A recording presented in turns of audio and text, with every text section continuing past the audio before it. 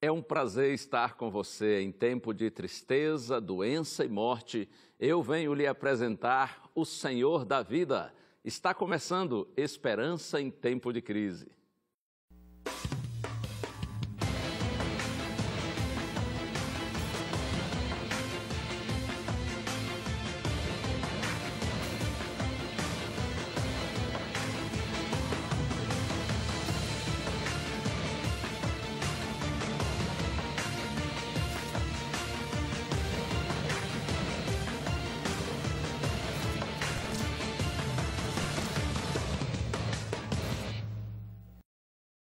Que bom estar com você e poder desfrutar nessa manhã a sua companhia. Muito obrigado porque você está aqui com a gente, está na TV Novo Tempo, canal da Esperança. E é claro, o nosso desejo nesta hora sublime, especial, é que a esperança que vem de Deus, que está no coração de Deus, venha ao seu coração, ao meu coração, para que juntos nós sigamos, a despeito das dificuldades da vida, na certeza de que se Deus é por nós, quem será contra nós? E eu cumprimento você que está aqui no Brasil, desde o sul do Brasil, lá no Rio Grande do Sul, no extremo sul, até lá o extremo norte do Brasil, lá em Roraima. E você que está no sul, no norte, no leste, no oeste, no centro, no Brasil inteiro. Deus abençoe você. Muito obrigado por você estar com a gente nessa hora. E, é claro, não posso deixar de abraçar também os amigos que nos acompanham do exterior. Deus tem seus filhinhos espalhados por todo o mundo e nesses tempos tão difíceis, de alguma maneira, o Senhor tem se revelado a nós e a gente glorifica a Deus por isso, não é? E eu louvo a Deus porque eu sei que através do Espírito Santo e por meio da palavra, o Senhor tem atuado na sua vida. Tanto é que você está aí, disposta a ouvir uma pregação, uma mensagem da Santa Bíblia, isso sem dúvida é sinal de que Deus está atuando em nossa vida e nós temos respondido positivamente a esse chamado de Deus. Isso é maravilhoso. Parabéns por essa sua resposta positiva ao Senhor. E antes de orar, eu quero lhe apresentar, inclusive, um presente que nós aqui da Novo Tempo preparamos para você. Esta revista aqui, Apocalipse. Esse é um estudo bíblico maravilhoso em forma de revista. Esse material foi preparado assim com muito carinho pela equipe da nossa escola bíblica, especialmente pelo pastor Arilton Oliveira. E quantas revelações maravilhosas a gente tem aqui. Você sabe que tem muita gente pelo Brasil e pelo mundo, e talvez você seja uma dessas pessoas que tem assim muitas dúvidas com relação ao ensino bíblico, especialmente o livro do Apocalipse, que é repleto de símbolos. Então, exatamente para tirar essas suas dúvidas, para dirimir essas dúvidas e fazer com que você compreenda bem a palavra de Deus, é que esse estudo bíblico foi preparado. Eu tenho certeza que aqui você vai se encantar ao descobrir grandes verdades de Deus contidas em sua palavra, especialmente no livro do Apocalipse. Então a gente lhe oferece, é presente, é verdade, é de graça, é um presente da Novo Tempo para você. Se você quiser tê-lo, é só você ligar para a gente em horário comercial. O telefone está aí, 0 operadora 12 21 27 31 21, tá bom? Liga e você fala com os nossos atendentes e você vai passar seu endereço direitinho e eles vão enviar a revista para você. Outra opção é você mandar uma mensagem de texto para nós através do WhatsApp.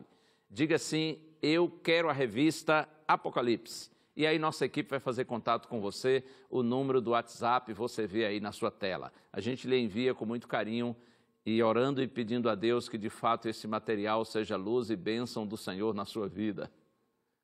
Vamos orar então ao Senhor agora, para em seguida nós abrirmos a Santa Bíblia e pensarmos na mensagem que o Senhor tem para nós hoje.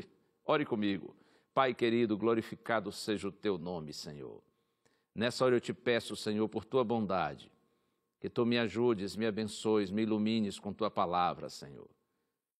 E que todos os que estão participando dessa oração e desse estudo possam receber essa mensagem, compreendê-la, e que a esperança do Senhor esteja em nosso coração, nos dando forças para viver. Nós oramos agradecidos em nome de Jesus. Amém. Amém, amém. Já vou buscar aqui na minha Bíblia um texto que está no Evangelho de Lucas, capítulo 7. Lucas capítulo 7. Eu pensei nesse texto bíblico pelo fato de que nós estamos vivendo realmente dias muito difíceis, não é? Dias tristes, muita gente doente, muitas pessoas já morreram, são mais de 100 milhões de pessoas infectadas pelo coronavírus em todo o mundo. No Brasil já perdemos mais de 200 mil pessoas, enfim, de fato a situação é muito triste, muito lamentável. Esse ano passado, 2020, foi talvez o mais difícil, na verdade, da história recente da humanidade, e 2021 também não tem sido fácil até aqui. Portanto, os dias são difíceis, os dias são complexos, são assustadores. Mas nessa hora a palavra de Deus vem para nós, trazendo esperança, acalmando o nosso coração e nos mostrando que em Deus nós podemos confiar para valer. Eu estou pensando aqui na história de uma mulher que viveu um dia muito difícil, talvez o mais triste e difícil de sua vida. Um dia de lágrimas, mas suas lágrimas de um momento para outro se transformaram em lágrimas de alegria. As lágrimas de tristeza passaram a ser lágrimas de alegria. Você sabe que tem gente que é assim, não é? Até de alegria chora. E eu fico imaginando aquela senhora que chorava tanto de tristeza porque estava sepultando o seu filho, o filho único, já havia inclusive sepultado o marido, era uma senhora viúva, cujo filho único agora havia falecido, e ela estava levando o filho para o cemitério para enterrá-lo. Imagine a tristeza, imagine a dor dessa senhora, mas suas lágrimas de tristeza, de uma hora para outra, se transformaram em lágrimas de alegria, porque o Senhor Jesus chegou naquele momento. Vamos ao texto, Lucas capítulo 7. A partir do verso 11, está escrito assim: Em dia subsequente, dirigia-se Jesus a uma cidade chamada Naim, e iam com ele os seus discípulos e numerosa multidão. Como se aproximasse da porta da cidade, eis que saía o enterro do filho único de uma viúva, e grande multidão da cidade ia com ela. Vendo ao Senhor, compadeceu-se dela e lhe disse: Não chores. Chegando-se, tocou o esquife, e parando os que o conduziam, disse: Jovem, eu te mando, levanta-te. Sentou-se o que estivera morto e passou a falar. E Jesus o restituiu à sua mãe. Todos ficaram possuídos de temor e glorificavam a Deus, dizendo: Grande profeta se levantou entre nós e Deus visitou o seu povo. Esta notícia a respeito dele divulgou-se por toda a Judéia e por toda a circunvizinhança. Tremenda história, hein? Jesus, pela primeira vez nas narrativas do Evangelho, esse texto de Lucas apresenta o nosso Senhor frente a frente com a morte. O Senhor da vida está frente a frente com a morte e, evidentemente, o Senhor da vida triunfa sobre a morte. Uma história tremenda. Jesus e muitas pessoas que o acompanhavam, eles se aproximam, conforme diz o texto que nós lemos, da cidade de Naim. Na verdade, Naim era uma cidadezinha, uma vila. Ficava a cerca de 40 quilômetros de Cafarnaum, a cidade da Galileia, onde Jesus mais esteve presente. Agora o Senhor está chegando à cidade de Naim. Observe que no verso 11, Jesus está acompanhado de uma multidão, mas aí no verso 12 que nós lemos, na medida em que eles se aproximam da cidade, há uma outra multidão que também está saindo da cidade. E essa multidão acompanha exatamente essa mãe, essa senhora, que está levando o seu filho para ser sepultado. São duas multidões, uma chegando à cidade, outra saindo da cidade. Ambas as multidões vivem realidades bem diferentes. Aqueles que acompanham o Senhor Jesus Cristo, eles estão cheios de alegria, estão dominados por uma grande esperança, por muitos sonhos, porque na medida em que as pessoas conheciam Cristo, ouviam suas mensagens, viam seus milagres, muitos chegavam à inequívoca conclusão de que Jesus era o Messias prometido em todo o Antigo Testamento. Então as pessoas se alegravam tremendamente. Eu poderia dizer que essa multidão que acompanhava Jesus se constituía no cortejo da vida. Mas você viu no texto que o cortejo da vida logo se encontra com o cortejo da morte. Porque aqueles que estão acompanhando aquela senhora e que estão indo para o sepultamento do filho dela, eles estão cheios de tristeza. Eles estão em choro, em lágrimas. Eles estão ali lamentando a morte, enquanto os que acompanham Cristo estão celebrando a vida. São duas realidades bem diferentes, são multidões que vivem momentos bem diferentes. Uma multidão a que sai da cidade levando o corpo do garoto para ser sepultado, está levando um produto à morte, mas a outra multidão que está vindo com Jesus está trazendo o antídoto, está trazendo a vida. As duas multidões se encontram e uma altera completamente a realidade da outra. Quando o Senhor da vida se encontra com a morte, aquele que estava morto passa a viver. Glorificado seja o nome do Senhor por isso. Olha só, no verso 13 está escrito assim: vendo o Senhor aquela mãe, aquela senhora viúva, se compadeceu dela e lhe disse: não chores. Jesus se compadeceu da mulher. Até porque, como Lucas diz, é uma linguagem assim dramática, não é? Era o filho único de uma senhora viúva. Já havia tido a tristeza de perder o marido. Só tem um filho e o filho morre. Está indo levar o filho para o cemitério, está indo enterrar o filho. Que momento dramático e triste. Talvez por isso, inclusive, que uma multidão está acompanhando o enterro. Porque as pessoas se sentiram tocadas, sensibilizadas com a aflição daquela mulher. Naquele tempo, inclusive, não havia assim nenhum plano de pensão para a esposa em função da morte do marido. Não havia seguro de vida, aposentadoria, não havia auxílio emergencial. Ei, nada disso. O homem quase sempre era o provedor da casa, era o que trazia os recursos para a manutenção da família. Então, quando a mulher ficava viúva, ficava extremamente dependente. Mas se tinha algum filho homem, a esperança estava no filho de ajudá-la. Essa senhora perdeu o marido, só tinha um filho, e o filho morreu. Então, diante dessa situação, as pessoas ficaram muito sensibilizadas. Normalmente, as viúvas estavam entre as pessoas mais carentes, mais dependentes da terra. E diante dessa situação, o povo se comove, acompanha a mulher. E o próprio Cristo também, diz a Bíblia, quando a viu, se compadeceu dela. O Senhor sempre se compadece daqueles seus filhinhos que sofrem.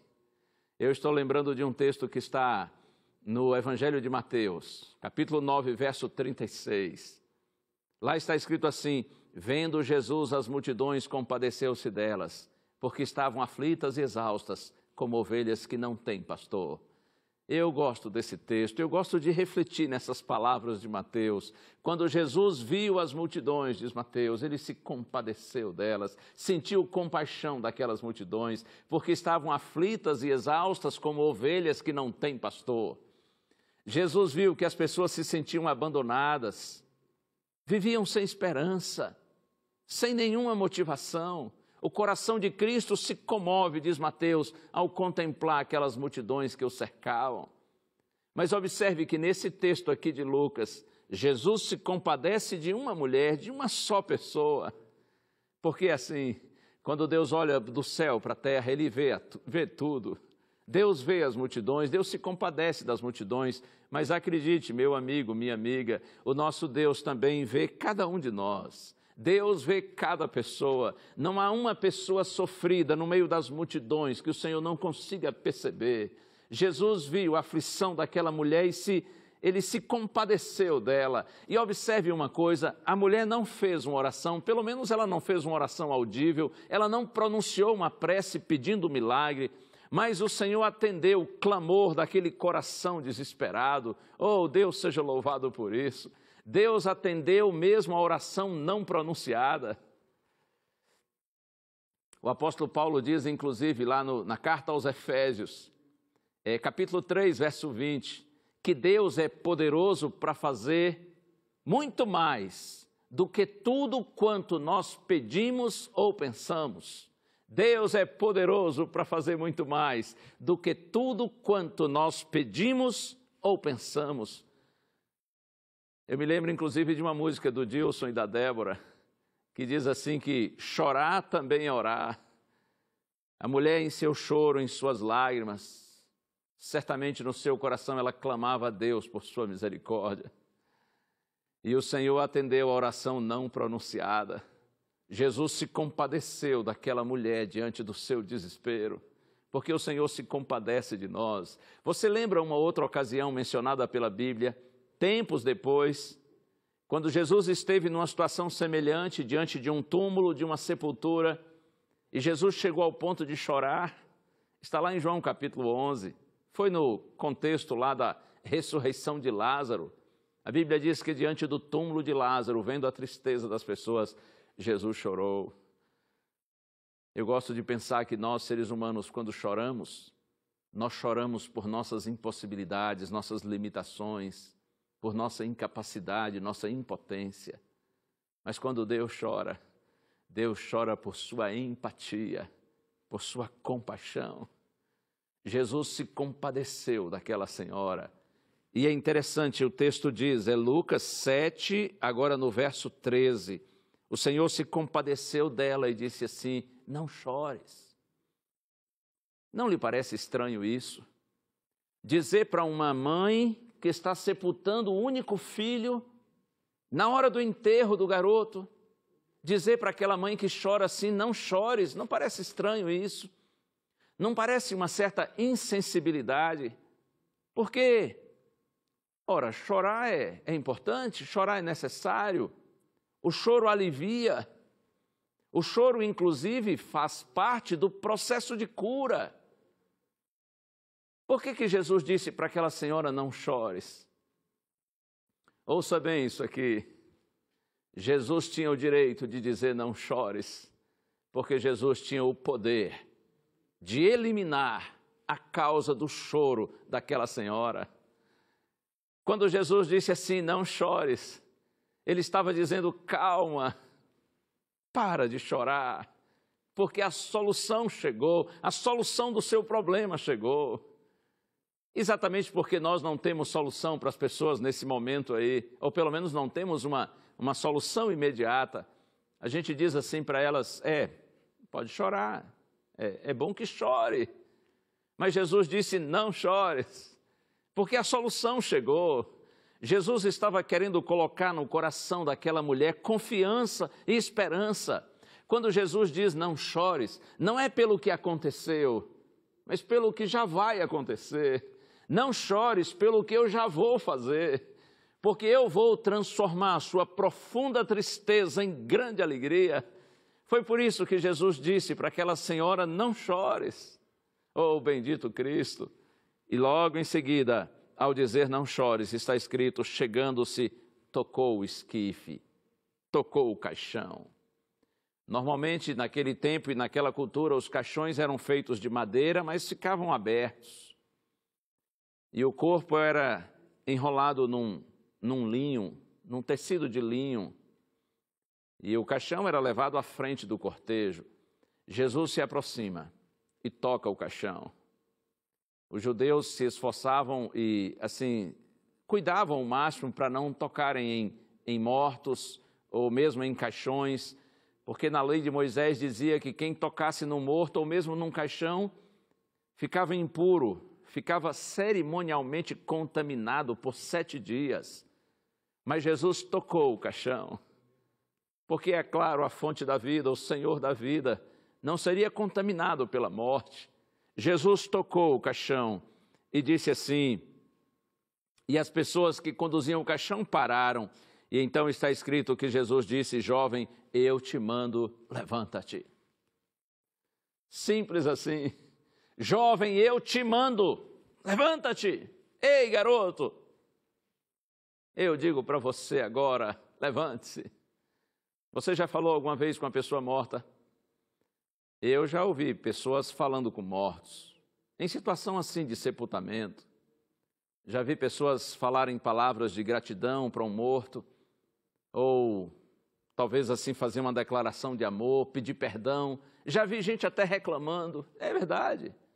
Já vi essas situações, mas você sabe, as pessoas falam com os mortos, porém os mortos não respondem, porque morto não ouve, não vê, nada sente, nada sabe. A morte é um estado de completa inconsciência. Mas Jesus falou com o morto, e o morto ouviu, porque Cristo é o Senhor da vida. Quando Cristo proferiu sua palavra, jovem, eu te mando, levanta-te. Então, pelo poder da palavra de Deus, aquele que estava morto reviveu. Oh, Deus seja louvado. Há poder no nome do Senhor, há poder na palavra do Senhor. Oh, meu amigo, minha amiga, ouça isso aqui. Quando Deus vê a gente chorando e nos entristecendo por conta de pessoas queridas que nós amamos e que foram fiéis a Deus, mas morreram. Quando o Senhor nos vê em nossas lágrimas, chorando pelos nossos queridos que morreram, mas especialmente pessoas que foram fiéis a Deus, nessa hora o Senhor se compadece de nós. E Ele diz para nós assim, não chores.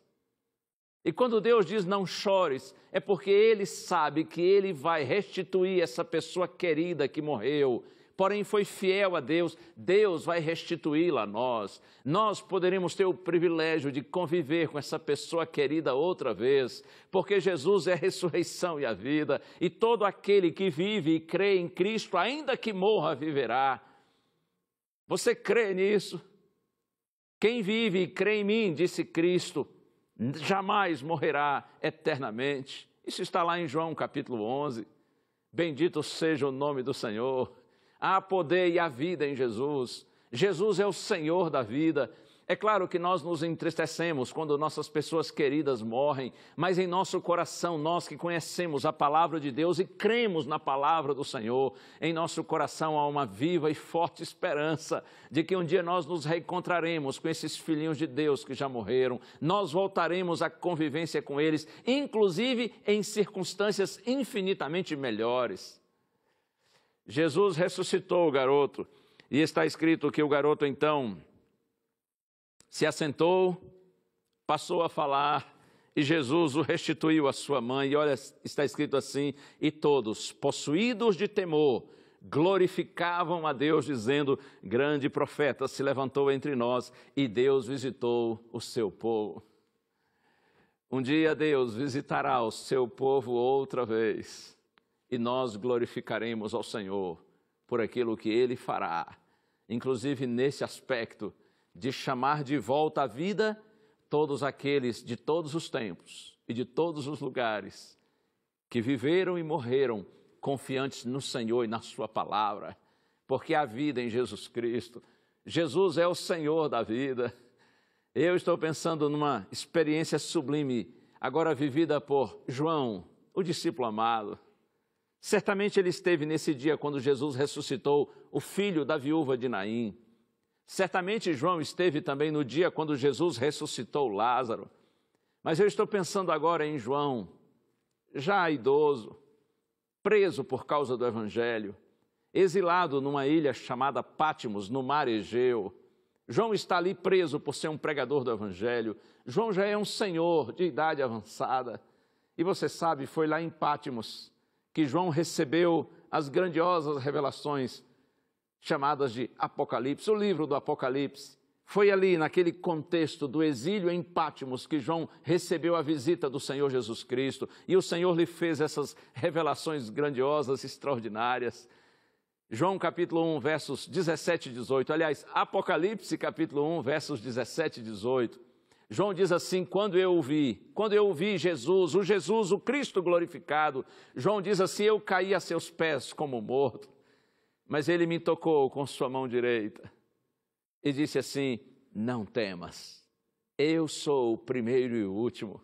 Eu estive morto, mas eis que vivo pelos séculos dos séculos e tenho as chaves da morte e do inferno.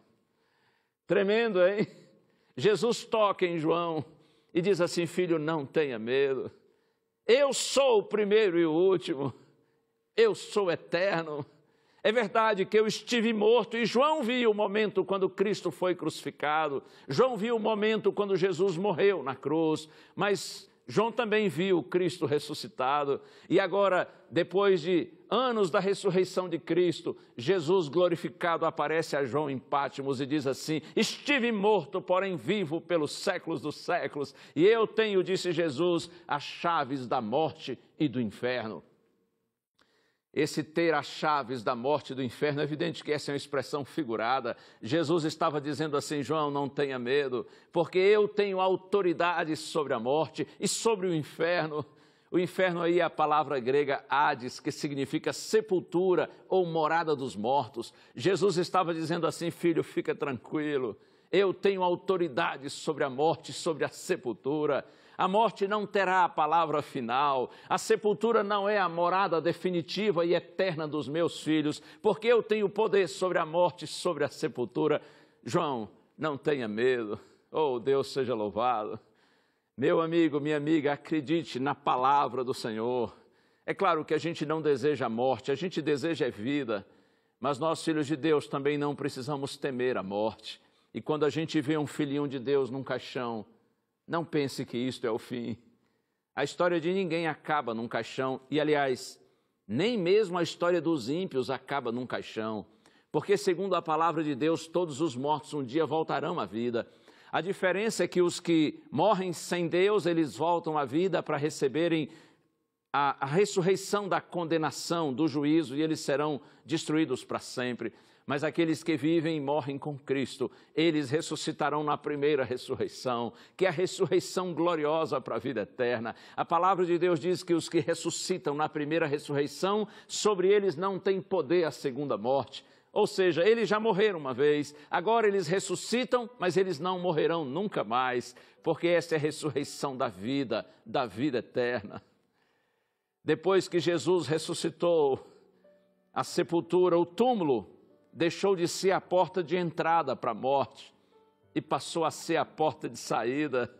Porque um dia, repito, não se esqueça disso, todos os que vivem e morrem com Cristo, eles ressuscitarão pelo poder do Senhor, e eles ressuscitarão com um corpo novo, perfeito, imortal, glorificado. Creia na palavra de Deus. Que nesses dias tão tristes e difíceis, que o Senhor da vida, por meio da sua palavra e da obra do Espírito Santo, traga esperança ao seu coração. Vamos seguir vivendo, cumprindo nossa missão nesse mundo. Vamos ser luz de Deus na terra. Vamos ser o sal da terra. Vamos fazer o nosso melhor que nós pudermos.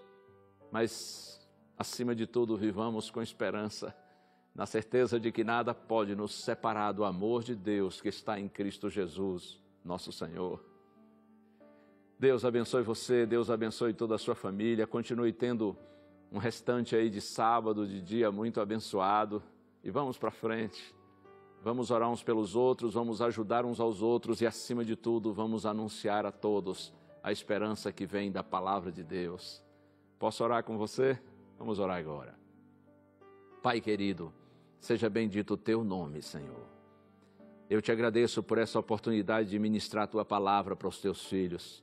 E onde quer que tenha alguém agora, Senhor, orando comigo, eu te peço, põe no coração desse teu filhinho, dessa tua filhinha, Senhor, a esperança que vem da tua palavra, a certeza de que Jesus é o Senhor da vida, nele há vida e vida plena, vida eterna.